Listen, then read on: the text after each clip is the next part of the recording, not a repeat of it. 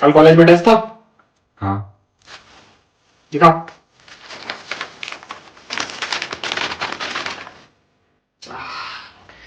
जैसा सोचा था वही हुआ। तेरी एज क्या है? 22 साल। 22 साल। बेटा जब मैं था ना तेरी एज का तो मेरे पास कॉलेज की फीस भरने के लिए पैसे नहीं होते थे। होटल और ढाबों के ऊपर बर्तन मांज के मैं कॉलेज की फीस भरता था। और पता है अगर बर्तन गलत धुल जाए ना तो अगले दिन पानी नहीं देते थे वो बर्तन मांजने के लिए, अगले दिन तेजाब देते थे। तेजाब, हाथ फूक जाते थे उससे हमारे। तो हमारा कॉलेज होता था ना हरिओम, वो इंडिया और पाकिस्तान के बॉर्डर के ऊपर होता था। ऐसे रेंग के जाना पड़ता था कि कहीं दुश्मन की गोली खोपड़ी पे ना लग जाए। तुम क्या समझो आजकल के बच्चे हमारा स्ट्रगल फोन में फंस। देख इधर इधर देखो, ज्यादा दिमाग तो आजकल के बच्चों के इन फोन ने करेगा खराब।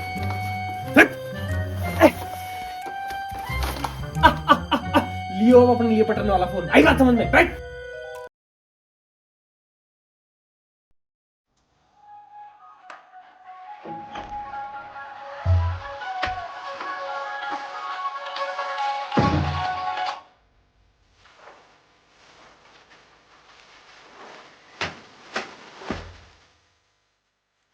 आ गया कॉलेज से? आगे बाजू दिखा जरा।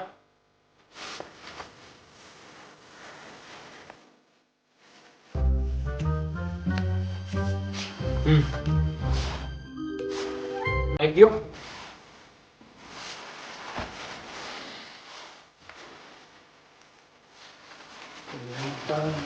ये बीड़ी जब्बा ठीक है। फेल। कोई बात नहीं बेटा, फेल होते रहते हैं। पढ़ना है पढ़ो, नहीं पढ़ना है बस नशे में नहीं लगना। और अगर बाई चांस गलती से मेरे को कभी सुनने में आया कि तो तू नशा करता है तो जिस उम्र में बाप का हो गया था किसी शरीफ और इज्जतदार घर की लड़की के साथ लगन, उस उम्र में बेटा है एक छपरी लड़की के साथ ब्रेकअप के गम में जॉइंट मारने में मगन। कुंभ अरे बाबा, कुंभ तो वो बंदे जानते हैं जिनके पाप का घड़ा भर जाता है। हवा तो सीधी कसौल की खेड़ बना दे। क्यों साला आज की डेट में फेसबुक खोलो नहीं कि तुरंत न्यूज आ जाती है कि फलाना इंसान सब्सटेंस यूज के केस की वजह से हो गया अंदर, फलाना फलाना जगह के 2 नवयुवक पकड़े गए सब्सटेंस के साथ, चरस बेचने के जुर्म में हुआ 30 साल का युवक अंदर, सब्सटेंस की ओवरडोज की वजह से 21 साल के नवयुवक का हुआ थैंक यू। पूरी खबर कमेंट बॉक्स में। अभी मेरे को एक बात समझ में नहीं आती कि भाई जब पूरी खबर कमेंट बॉक्स में ही डालनी होती है तो भाई फिर तुम यार ये पोस्ट डालते काय को? या तो भाई पूरी की पूरी खबर पोस्ट में ही डाल दिया करो, या फिर जो न्यूज वेबसाइट का लिंक होता है उसको ही पोस्ट में चेप दिया करो। ये कमेंट सेक्शन का भाई पता नहीं क्या रिवाज चला है आजकल हिमाचल में। ये सारी की सारी जो नशे की न्यूज है ना, इन न्यूज ने लिटरली मेरी जो फेसबुक की फीड है ना उसको मक्क करके रख रखा। कभी कभार तो खुद के ऊपर डाउट हो जाता है कि मैंने ये फेसबुक खोल रखा है या फिर नारकोटिक्स ब्यूरो वालों की ऑफिशियल वेबसाइट। अब तो मेरे को वो वाला दिन भी दूर नहीं लग रहा जब एनसीबी वालों की जो वेबसाइट है उसके ऊपर मीम्स पोस्ट हुआ करेंगे और जो फेसबुक है उसके ऊपर ये सिर्फ और सिर्फ नशे पत्ते की न्यूज चलती रहेगी। अब इससे ज्यादा तुम्हें क्या अच्छे दिन चाहिए? तुम मुझे खुद ही बताओ कि जो बच्चे पहले जब स्कूल टाइम में बचपन के जो टीके लगते थे उनको लगाने के बाद भी 2-2 दिन तक स्कूल आने के लिए नखरे करते थे, वो आज की डेट में अपने पूरी बाजू को इस तरह से तलाश रहे हैं कि कहीं उसमें सिरिंज घासने की जगह मिल जाए। बताओ भाई अब और इससे कितने अच्छे दिन चाहिए तुमको? अबे इन सब चर्सियों और गंजेड़ियों से अच्छा तो अपना यूट्यूबर है ऋषभ राजपूत। भाई बेशक बंदे के 100 सब्सक्राइबर भी अभी तक कंप्लीट नहीं है, बट फिर भी लल्ले यूट्यूब की इंडस्ट्री में रोड़ा है लाडले का। लल्ले। अभी मजाक से हटके अगर मैं तुम लोगों के साथ डेटा की बात करूं तो 2024 के डेटा के अकॉर्डिंग हिमाचल प्रदेश में 1537 ऐसे केसेस है जो कि एनडीपीएस के तहत रजिस्टर हुए हैं। अब ये एनडीपीएस क्या है? अभी ये एनडीपीएस है narcotics drugs psychotropic substance act 1985 का। अब इस एनडीपीएस एक्ट ऑफ 1985 के अकॉर्डिंग क्या है कि कोई भी जो धूमकेतु इंसान है अगर वो नशीली चीजों को बेच रहा है या फिर उनको स्मगल कर रहा है तो फिर उसके अगेंस्ट स्ट्रिक्ट कार्रवाई होगी as per the Indian constitution. अब तुम मजाक से हटके एक बार खुद सोच के देख लो कि ये जो 1537 केसेस है इसमें से कुछों की तो हियरिंग्स अभी भी चल रही होगी और कुछ लोगों को तो पैसा देकर बेल भी मिल गई होगी। अभी तुम सोच के देख लो कि एंटायर 2024 का तो सिर्फ और सिर्फ डेटा ही इतना है और 2025 ने तो अभी ठीक से सांस भी नहीं ली है बेचारे ने। तो इस बार तो भाई हिमाचल के मजे ही मजे होने वाले हैं। वैसे सुक्खू सरकार की एक खासियत है कि इसमें महंगाई तो बड़ी बड़ी, साथ में जो ड्रग्स का यूजेज है वो तो माशाल्लाह।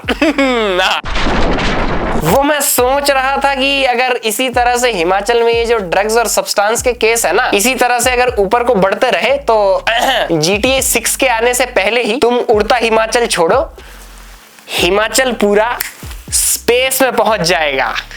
क्यों बाबा, यो बाबा, क्यों बाबे, एक कसौल की खेड़ बना दी जाए। अभी तुम्हें एक और इंटरेस्टिंग डेटा बताता हूं। 2024 के अकॉर्डिंग जो हिमाचल का हर सिटीजन है उसके ऊपर 1,17,000 का लोन है सेंट्रल गवर्नमेंट को चुकाने के लिए। और ये नशेड़ी लोग क्या कर रहे हैं, ड्रग्स यूज कर रहे हैं। अबे भाई, ड्रग्स तो जीएसटी के अंडर रजिस्टर भी नहीं है। इससे अच्छा तो खैनी दाब लो अपने दांतों के बीच में। कम से कम 28% जीएसटी जो उसके ऊपर लगेगा उससे सरकार का कुछ फायदा तो होगा। हाँ, माना कि बहुत ज्यादा घटिया बात कर दी, पर कुछ तो फायदा हो कम से कम। ऊपर से जब उस तंबाकू का कैंसर होगा तो जो उसका इलाज में खर्चा आएगा उससे सरकार को अलग से बेनिफिट। अरे मजाक कर रहा हूँ भाई, ऐसा कुछ नहीं है। जो सरकार है वो कैंसर के इलाज के लिए जो सिटीजन है उनके ऊपर दुगना खर्चा करती है। ये जो 28% का जीएसटी जाता है ये तो कुछ भी नहीं है उस अमाउंट के आगे। तो नशे से तो दूर ही रहना।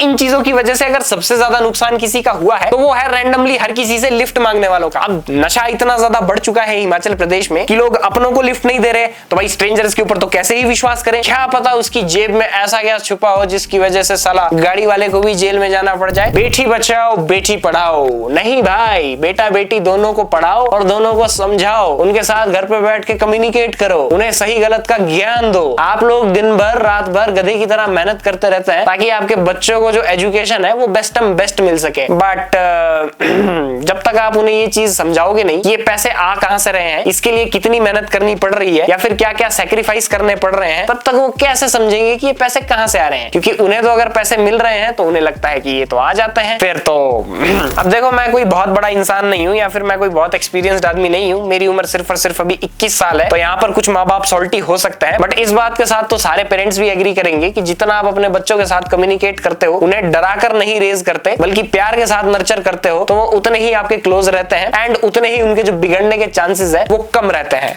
आप अगर अपने बच्चों को लोनलीनेस की गुफा में धकेल दोगे, उनके ऊपर सिर्फ एहसान जताओगे कि हमने तुम्हारे लिए ये किया है, हमने तुम्हारे लिए ये किया है, उन्हें प्यार से नहीं समझाओगे या फिर उन्हें अकेला छोड़ दोगे, तो भाई ये तो एक बहुत बड़ा थ्रेट पोज कर देता है उनके ऊपर कि वो बिगड़ सकते हैं। तो इसी के साथ आज जो ऋषभ राजपूत के सदवचन है, ऋषभ राजपूत की जो वाणी है, उसको मैं विराम लगाना चाहता हूं। And if you find this video interesting and entertaining and knowledgeable, then please subscribe to my YouTube channel. And if you want to like this video, then give this video a like. And if you want to share it with your friends, then you are open to do so. And I have provided the links of my other social handles in the description as well. Check those links out and also follow me on my other social handles. Thanks for watching. Take care. मिलते हैं next week.